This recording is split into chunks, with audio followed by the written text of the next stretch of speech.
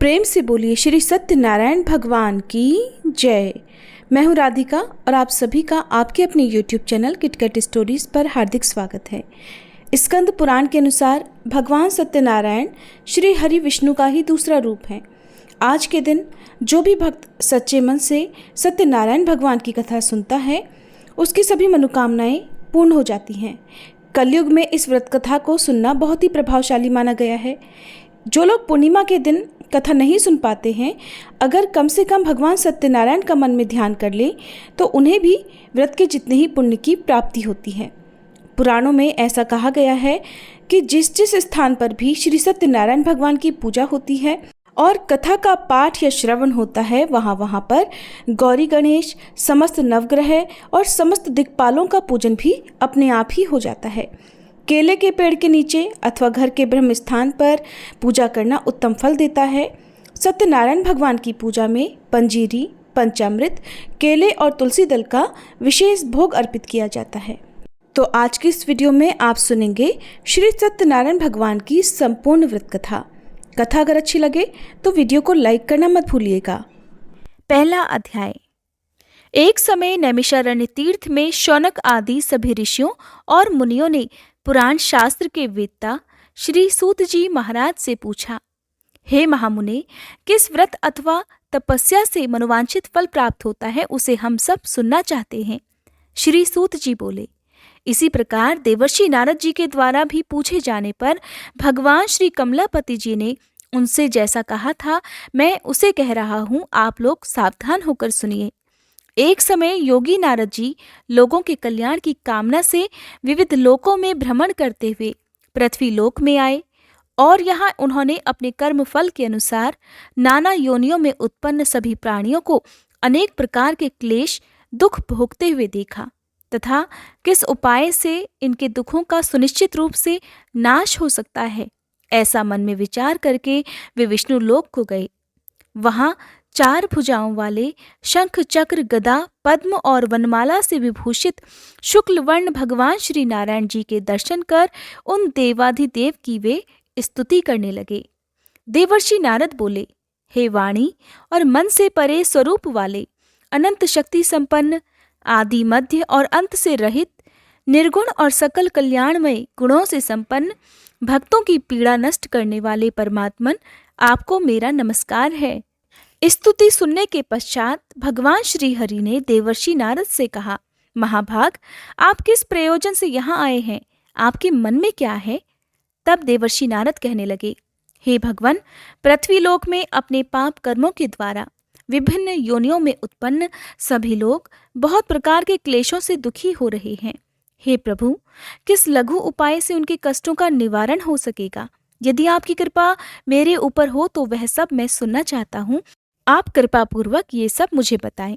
तब श्री भगवान ने कहा, हे वत्स, संसार के ऊपर अनुग्रह करने की इच्छा से आपने बहुत अच्छी बात पूछी है। जिस व्रत के करने से प्राणी मोह से मुक्त हो जाता है उसे मैं आपको बताता हूँ, सुनिए। हे वत्स, स्वर्ग और पृथ्वी लोक में दुर्लभ भगवान सत्यनारायण का एक महान व्रत है। आपके स्नेह के कारण इस समय मैं उसे कह रहा हूँ। अच्छी प्रकार विधि विधान से भगवान सत्यनारायण जी का व्रत करके मनुष्य शीघ्र ही सुख प्राप्त कर परलोक में मोक्ष प्राप्त कर सकता है। भगवान की ऐसी वाणी सुनकर देवर्षि नारद कहने लगे, हे प्रभु, इस व्रत को करने का फल क्या है? इसका विधान क्या है? इस व्रत को किसने किया और इसे कब करना चाहिए, ये सब भी विस्तार पूर्वक बतलाइए। तब भगवान श्री हरि कहने लगे, यह श्री सत्यनारायण जी व्रत दुख शोक आदि का शमन करने वाला, धन धान्य की वृद्धि करने वाला, सौभाग्य और संतान देने वाला तथा सर्वत्र विजय प्रदान करने वाला है। जिस किसी भी दिन भक्ति और श्रद्धा से समन्वित होकर मनुष्य ब्राह्मणों और बंधु बांधवों के साथ धर्म में तत्पर होकर सायंकाल में भगवान श्री सत्यनारायण जी की पूजा करे, नैवेद्य के रूप में उत्तम कोटि के भोजनी पदार्थों को सवाया मात्रा में भक्ति पूर्वक अर्पित करना चाहिए। केले के फल, घी, दूध, गेहूं का चूर्ण अथवा गेहूं के चूर्ण के अभाव में साठी का चूर्ण, शक्कर या गुड़, ये सब योग्य सामग्री सवाया मात्रा में एकत्रित कर निवेदित करनी चाहिए। बंधु बांधवों के साथ श्री सत्यनारायण भगवान जी की कथा सुनकर ब्राह्मणों को भोजन कराना चाहिए। भक्तिपूर्वक प्रसाद ग्रहण करके नृत्य गीत आदि का आयोजन करना चाहिए। इसके पश्चात भगवान सत्यनारायण का स्मरण करते हुए अपने घर को जाना चाहिए। ऐसा करने से मनुष्यों की मनोकामना अवश्य पूर्ण होती है। विशेष रूप से कलयुग में पृथ्वीलोक पर यह सबसे छोटा और सरल उपाय है। दूसरा अध्याय। श्री सूत जी ने कहा, हे ऋषियों, जिन्होंने पहले समय में इस व्रत को किया है उसका इतिहास भी बताता हूँ, आप सब ध्यानपूर्वक सुने। सुंदर काशीपुरी नगरी में एक अत्यंत निर्धन ब्राह्मण रहता था। वह ब्राह्मण भूख और प्यास से बेचैन होकर पृथ्वी पर घूमता रहता था। ब्राह्मणों से प्रेम करने वाले श्री विष्णु जी ब्राह्मण को देखकर एक दिन बूढ़े ब्राह्मण का रूप धारण कर ब्राह्मण के पास जाकर आदर के साथ पूछने लगे, हे विप्रदेव, तुम नित्य ही दुखी होकर पृथ्वी पर क्यों घूमते हो? तब उस ब्राह्मण ने कहा, मैं भिक्षा के लिए पृथ्वी पर विचरता हूँ। हे भगवान, यदि आप इससे छुटकारा पाने का कोई उपाय जानते हो तो कृपा कर मुझे बताएं। वृद्ध ब्राह्मण का रूप धारण किए श्री विष्णु जी ने कहा, हे ब्राह्मण, श्री सत्यनारायण भगवान मनोवांछित फल देने वाले हैं, इसलिए तुम उनका पूजन करो। इससे मनुष्य सब दुखों से मुक्त हो जाता है। ब्राह्मण को व्रत का सारा विधान बताकर बूढ़े ब्राह्मण का रूप धारण करने वाले श्री भगवान जी अंतर्ध्यान हो गए। जिस व्रत को वृद्ध ब्राह्मण ने बताया है, मैं उसे अवश्य करूंगा, ऐसा निश्चय कर वह ब्राह्मण घर चला गया। अगले दिन वह जल्दी उठा और श्री सत्यनारायण जी का व्रत करने का निश्चय कर भिक्षा मांगने के लिए चल दिया। उस दिन उसको भिक्षा में बहुत सारा धन मिला, जिससे उसने पूजा का सामान खरीदा और घर आकर अपने बंधु बांधवों के साथ श्री सत्यनारायण जी का व्रत किया। ऐसा करने से वह ब्राह्मण सब दुखों से छूटकर अनेक प्रकार की सुख समृद्धियों से युक्त हुआ। तभी से वह ब्राह्मण हर मास यह व्रत करने लगा। इसी प्रकार श्री सत्यनारायण जी के व्रत को जो शास्त्र विधि के अनुसार करेगा, वह सब पापों से मुक्त होकर मोक्ष को प्राप्त हो जाएगा। आगे भी जो मनुष्य पृथ्वी पर श्री सत्यनारायण जी का व्रत करेगा, वह सब दुखों से छूट जाएगा। इस तरह नारद जी से सत्यनारायण भगवान का कहा हुआ व्रत मैंने आपसे कहा। तब ऋषियों ने कहा, हे मुनीश्वर, संसार में इस विप्र से सुनकर किस किसने इस व्रत को किया, यह भी हम सब सुनना चाहते हैं। तब श्री सूत जी महाराज कहने लगे, हे मुनियों, जिस जिस प्राणी ने इस व्रत को किया है उन सब की कथा भी सुनो। एक समय वह ब्राह्मण धन और ऐश्वर्य के अनुसार बंधु बांधवों के साथ व्रत पूजन कर रहा था कि उसी समय एक लकड़हारा आया। उसने लकड़ियां बाहर रख दी और ब्राह्मण के घर में चला गया। प्यास से व्याकुल लकड़हारे ने ब्राह्मण को व्रत करते हुए देखा तो वह अपनी प्यास को भूल गया। उसने ब्राह्मण को नमस्कार किया और पूछा, हे ब्राह्मण देवता, आप यह किसका पूजन कर रहे हैं? इस व्रत को करने से क्या फल मिलता है, कृपया कर मुझे भी बताएं। तब ब्राह्मण ने कहा, सब मनोकामनाओं को पूर्ण करने वाला यह श्री सत्यनारायण जी का व्रत है। इनकी ही कृपा से मेरे यहाँ धन धान्य आदि की वृद्धि हुई है। विप्र से इस व्रत के बारे में जानकर वह लकड़हारा बहुत प्रसन्न हुआ। भगवान का चरणामृत लेकर और भोजन करने के बाद वह अपने घर को चला गया। अगले दिन लकड़हारे ने अपने मन में निश्चय किया कि आज गांव में लकड़ी बेचने से जो भी धन मिलेगा, मैं उसी से भगवान सत्यनारायण का उत्तम व्रत करूंगा। ऐसा मन में विचार कर वह लकड़हारा लकड़ियां लेकर अपने सिर पर रखकर जिस नगर में धनवान लोग रहते थे वहां चला गया। उस दिन लकड़हारे को लकड़ियों के बदले चौगुने दाम मिले। अब वह बूढ़ा लकड़हारा बहुत प्रसन्न होकर पके केले, शक्कर, शहद, घी, दूध, दही और गेहूं का चूर्ण इत्यादि श्री सत्यनारायण भगवान के व्रत की सभी सामग्री लेकर अपने घर आ गया। फिर उसने अपने बंधु बांधवों को बुलाकर विधि विधान के साथ भगवान की पूजा और व्रत किया। उस व्रत के प्रभाव से वह बूढ़ा लकड़हारा धन पुत्र आदि से युक्त हुआ और संसार के समस्त सुख भोगकर वैकुंठ को चला गया। तीसरा अध्याय। श्री सूत जी ने कहा, हे श्रेष्ठ मुनियों, अब एक और कथा कहता हूँ। पूर्व काल में उल्कामुख नाम का एक बुद्धिमान राजा था। वह सत्य वक्ता और जितेंद्रिय था। प्रतिदिन मंदिरों में जाता और गरीबों को धन देकर उनके कष्ट दूर किया करता था। उसकी पत्नी सुंदर और सती साध्वी थी। भद्रशिला नदी के तट पर उन दोनों ने श्री सत्यनारायण भगवान जी का व्रत किया। साधु नामक एक वैश्य राजा को व्रत करते देखकर उनसे पूछने लगा, हे राजन, भक्ति युक्त मन से आप यह क्या कर रहे हैं? मेरी सुनने की इच्छा है। तब महाराज उल्कामुख ने कहा, हे साधु वैश्य, मैं अपने बंधु बांधवों के साथ संतान प्राप्ति के लिए महाशक्तिमान सत्यनारायण भगवान जी का व्रत और पूजन कर रहा हूँ।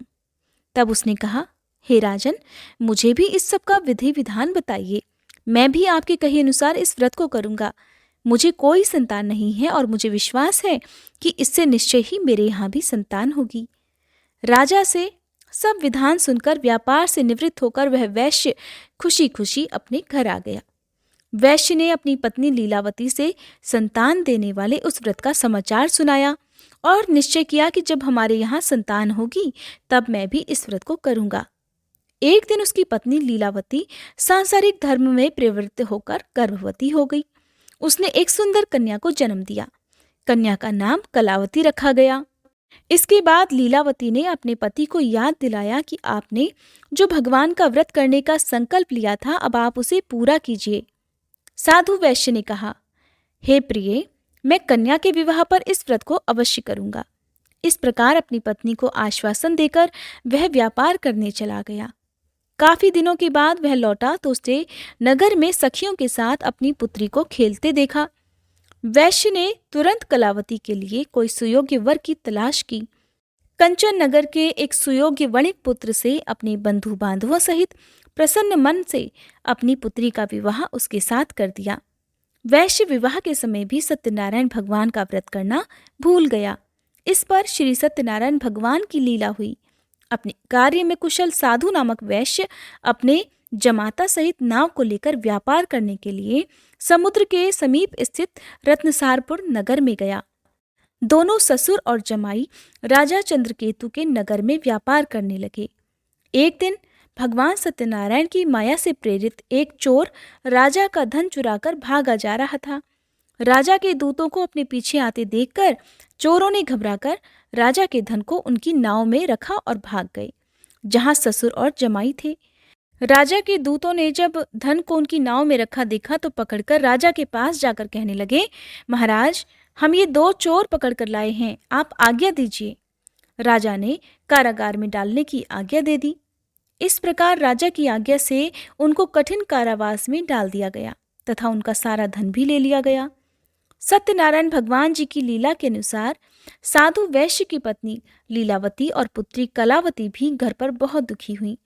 उनके घर में रखा हुआ सारा धन चोर चुरा कर ले गए। एक दिन शारीरिक और मानसिक पीड़ा से और भूख प्यास से अति दुखित होकर भोजन की चिंता में कलावती एक ब्राह्मण के घर गई। उसने श्री सत्यनारायण भगवान का व्रत होते देखा। उसने कथा सुनी और प्रसाद ग्रहण कर रात को घर आई।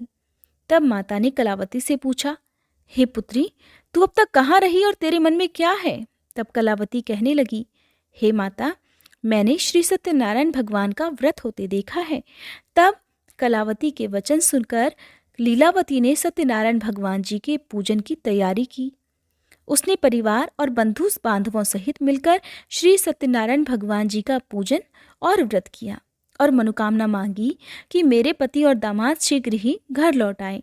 साथ ही उसने प्रार्थना भी की कि हे प्रभु, हम सबके अपराध क्षमा कीजिए। श्री सत्यनारायण भगवान जी इस व्रत से संतुष्ट हो गए। उन्होंने राजा चंद्रकेतु को स्वप्न में दर्शन देकर कहा, हे राजन, जिन दोनों वैश्यों को तुमने बंदी बना रखा है वे निर्दोष हैं, उन्हें प्रातःकाल ही छोड़ देना। राजा से ऐसा कहकर भगवान अंतर्ध्यान हो गए। प्रातःकाल राजा चंद्रकेतु ने सभा में सभी को अपना स्वप्न सुनाया और सैनिकों को आज्ञा दी कि दोनों को कारागार से मुक्त कर सभा में लाया जाए। दोनों ने आते ही राजा को प्रणाम किया। तब राजा उनसे कहने लगा, हे महानुभावों, तुम्हें अज्ञानतावश ऐसा दुख प्राप्त हुआ है, अब तुम्हें कोई भय नहीं है, अब तुम दोनों मुक्त हो। ऐसा कहकर राजा ने उन्हें नए नए वस्त्र आभूषण दिए और उनका जितना धन लिया था उसे दोगुना कर उन्हें आदर और सम्मान से विदा कर दिया। इस प्रकार दोनों वैश्य अपने घर को चल दिए। 4था अध्याय। श्री सूत जी ने कहा, वैश्य और उसके जमाई ने मंगलाचार करके यात्रा आरंभ की और अपने नगर की ओर चल पड़े। थोड़ी ही दूर आगे बढ़े थे कि एक दंडी वेशधारी श्री भगवान जी उन्हें मिले और उनसे पूछने लगे, हे वैश्य, तेरी नाव में क्या है? अभिमानी वणिक हंसता हुआ कहने लगा, हे दंडी, आप क्यों पूछते हैं? क्या धन लेने की इच्छा है? मेरी नाव में तो बेल और पत्ते भरे हैं। वैश्य के कठोर वचन सुनकर दंडी रूप में भगवान ने कहा, तुम्हारा वचन सत्य हो। ऐसा कहकर वे वहां से कुछ दूर जाकर समुद्र के किनारे बैठ गए। दंडी महाराज के जाने के पश्चात वैश्य ने नित्य क्रिया से निवृत्त होने के बाद जब नाव को ऊंची उठी देखा तो बड़ी हैरानी हुई और नाव में बेलपत्ते आदि देखकर मूर्छित होकर जमीन पर गिर पड़ा। होश आने पर अत्यंत शोक प्रकट करने लगा। तब उसके जमाई ने कहा, पिताजी, आप शोक न करें, यह दंडी महाराज का ही श्राप है, अतः उनकी शरण में ही हमें चलना चाहिए, तभी हमारी मनोकामना पूरी हो सकेगी। जमाई के वचन सुनकर दंडी महाराज के पास पहुंचा और भक्तिभाव से उन्हें प्रणाम करके कहने लगा, हे प्रभु, मैंने जो आपसे असत्य वचन कहे थे उनके लिए मुझे क्षमा कर दीजिए। ऐसा कहकर वैश्य रोने लगा। तब दंडी भगवान बोले, हे वणिक पुत्र, मेरी आज्ञा से ही तुझे बार बार दुख प्राप्त हुआ है, क्योंकि तू मेरी पूजा से विमुख हुआ है। तब उसने कहा, हे भगवान, आपकी माया से ब्रह्मादि देवता भी आपके रूप को नहीं जान पाते, तब मैं अज्ञानी भला कैसे जान सकता हूँ? आप प्रसन्न होइए, मैं अपनी सामर्थ्य के अनुसार आपकी पूजा करूँगा। कृपया मेरी रक्षा कीजिए और पहले के समान मेरी नौका को धन से भर दीजिए।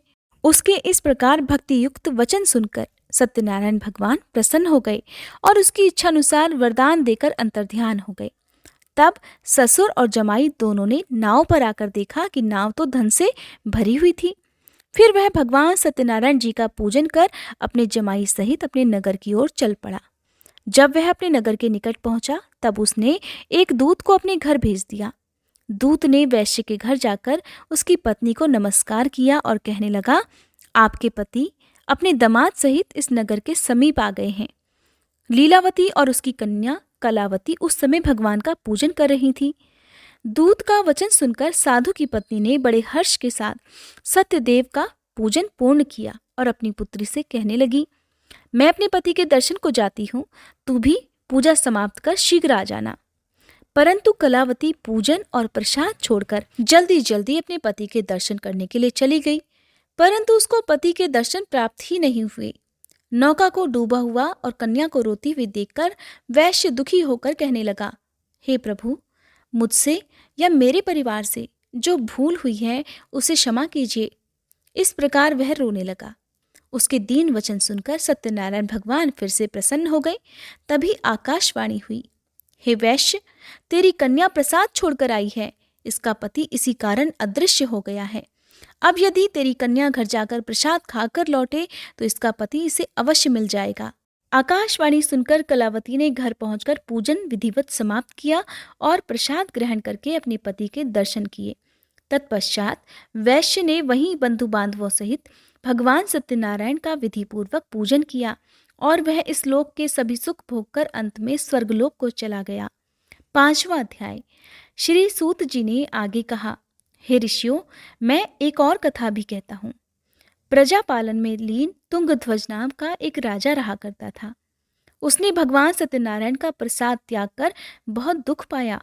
एक समय राजा वन में वन्य पशुओं को मारकर बड़ के वृक्ष के नीचे आया। वहां उसने ग्वालों को भक्तिभाव से बंधु बांधवों सहित श्री सत्यनारायण जी का व्रत पूजन करते देखा, परंतु राजा ये सब देखकर भी अभिमानवश न तो वहां गया और न ही सत्यनारायण भगवान को प्रणाम किया। जब ग्वालों ने भगवान जी का प्रसाद उसके सामने रखा तो वह प्रसाद त्याग कर अपने नगर को चला गया। नगर में पहुंचकर उसने देखा कि उसका सब कुछ नष्ट हो गया है। वह समझ गया कि यह सब भगवान सत्यनारायण ने ही किया है। तब वह वापस उसी स्थान पर आया और ग्वालों के पास गया और विधिपूर्वक पूजन कर प्रसाद ग्रहण किया तो सत्यनारायण भगवान की कृपा से सब कुछ पहले जैसा ही हो गया और फिर वह सारे सुख भोग कर अंत में स्वर्गलोक को चला गया।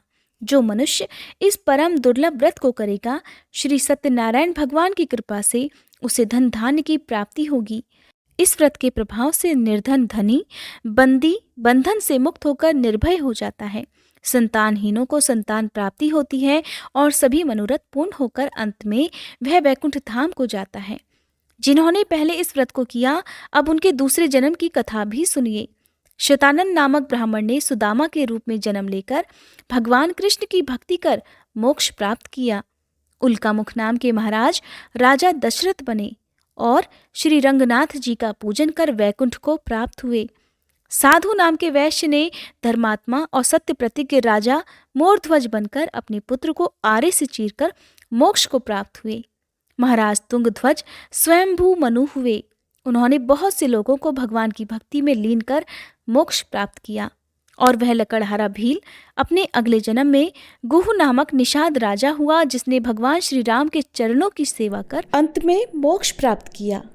कथा समाप्त। प्रेम से बोलिए श्री सत्यनारायण भगवान की जय, श्री विष्णु भगवान की जय। आज पूर्णिमा की कथा भी हमारे चैनल पर सुनाई गई है। हो सके तो आप कथा भी जरूर सुनिएगा।